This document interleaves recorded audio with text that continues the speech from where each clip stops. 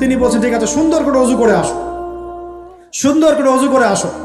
অজু করার সময় খালি খেয়াল রাখবা যে আমি অজু করছি শুধু আল্লাহর সন্তুষ্টির জন্য। কি খেয়াল রাখবেন? অজু করছি শুধু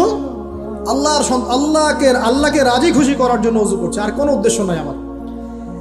অজু করতে যাচ্ছে, তিনি আবার বলছেন দাঁড়াও, শুধু আল্লাহকে রাজি খুশি করার জন্য অজু করো। আবার শুরু করছেন, আবার বলছেন শোনো, শুধু আল্লাহকে রাজি খুশি করার জন্য অজু করো। এভাবে বলতেই আছেন, নামাজে দাঁড়িয়েছেন, দাঁড়ানোর আগে বলছেন শোনো, শুধু আল্লাহকে রাজি খুশি করার জন্য নামাজ পড়ো। বলতেই আছেন। এক পর্যায়ে সে ব্যক্তি নামাজ শুরু করলো, নামাজে মনোযোগ এদিক ওদিকে যায়, আর তার মাথায় এটা আসে, এই শুধু আল্লাহকে রাজি খুশি করার জন্য আমাকে নামাজ পড়তে হবে, শুধু আল্লাহকে রাজি খুশি করার জন্য নামাজ পড়তে হবে। এই চিন্তা তার মনের মধ্যে ঘুরপাক খাচ্ছে। এভাবে নামাজটা সে শেষ করেছে। শেষ করে চিন্তা করছে যে নামাজ তো পুরোপুরি মনোযোগ দিতে পারলাম না। বারবার মাথার মধ্যে এরকম চিন্তা আসছে, আল্লাহ আমাকে তো মাফ করে দাও, নামাজটা আমার মনে হলো না ঠিক মতো।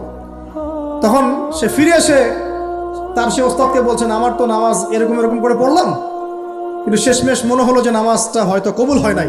আল্লাহর কাছে খুব মাফ চাইলাম, আল্লাহ আমাকে মাফ করে দাও, নামাজটা মনে হলো না। তখন সেই যে প্রথম ব্যক্তি যিনি পাঠিয়েছেন তিনি বলছেন, এটাই হলো সাহাবীওয়ালা নামাজ।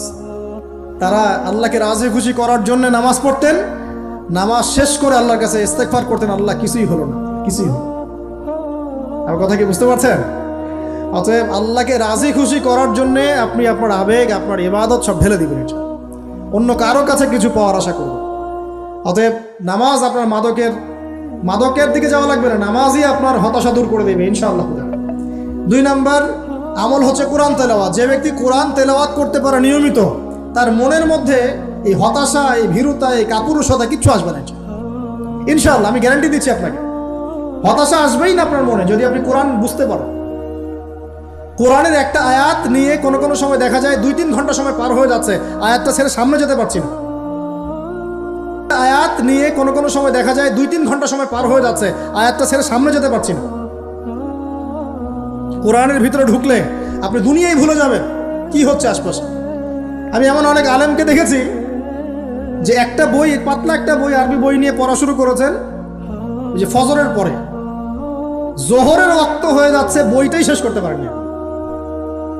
বুঝতে পারবেন না, যখন আপনি ইলমের ভিতরে ঢুকে যাবেন, কোরআনের ভিতরে, হাদিসের ভিতরে, আপনার দুনিয়ার খেয়ালই নাই। একজন আলেম, তিনি এক রাত্রে একটা বই লিখেছিলেন, চটি বই, এক রাত্রের মধ্যে। বলা হচ্ছে, তার সম্পর্কে বলা হচ্ছে যে রাতের খাবার তাকে দেয়া হয়েছে, যে আপনি এটা খেয়ে নেন। খাবারটা পাশেই আছে, খাবারটা খাবো, এটা লিখে খাবারটা খাবো, এরকম তার চিন্তা ছিল।